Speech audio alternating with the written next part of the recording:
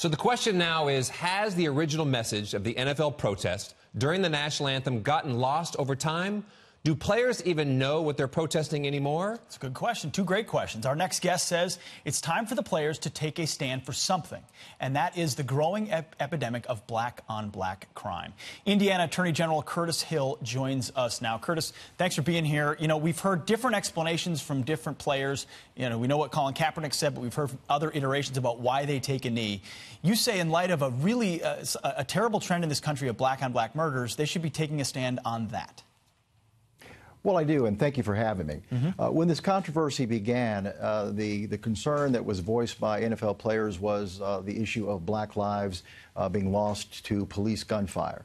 And that certainly is a critical situation that we need to address. But in the course of this last season, it's questionable as to whether the protests are about police brutality, racism, or are they just upset that the president was upset with them? And I think the concern has become muddled. As I've looked at it, I certainly, first and foremost, absolutely believe in the right of the NFL athletes to protest in any manner that they choose. But they've chosen to protest during the national anthem, and in a time when our nation is severely divided, I question whether that's the appropriate time, but I don't question their right to do so. But in terms of protesting the issue of black lives lost, one of the most dramatically difficult things to fathom in this nation is the amount of life lost, black lives lost as a result of black-on-black violence. In the same year that we experienced about 259 police officer shootings of blacks in 2015, there were 6,000 black lives lost to murders from black people. I don't want to suggest that only black-on-black violence is an issue in this country. It's not. We need to abhor all violence. But when we're talking about the issue of saving black lives, that's a dramatic issue that needs to be brought to the forefront. And this is an opportunity for the NFL to not just stand in silence over an issue that they think is important, but to rise up in unity and make sure that we're all aware of this important issue and do something about it. You cited statistics. We're going to put some stats up on the screen. From 2014 to 2016, the amount of black-on-black crime has been rising. Black-on-black murders has been rising steadily, a growing problem in this country. So your point is that, yes, we can talk about the perception of police misuse of their authority in black communities, but we better have an honest conversation as well about something that's only getting worse.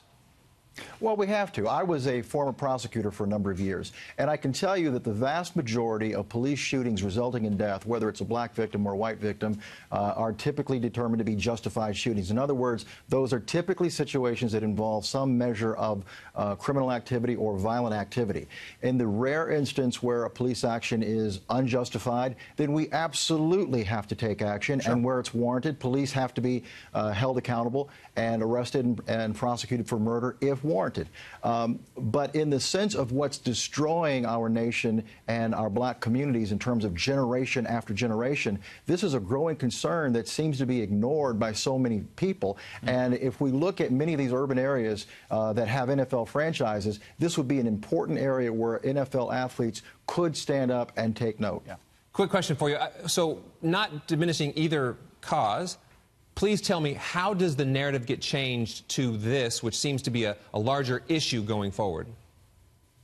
Well, we have a false narrative in this nation anyway that suggests that we're filling up our prisons with nonviolent offenders. And in reality, we have two types of offenders that we send to prison: violent offenders, murderers, rapists, molesters, the people that we would all say you do that once and you know you need to go to jail.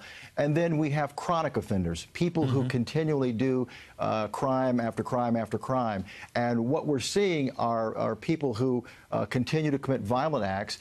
It's important for NFL players to recognize that this is an area where they can transition into standing for something that's going to improve our communities. Curtis Hill, thank you very much. Appreciate your time, sir.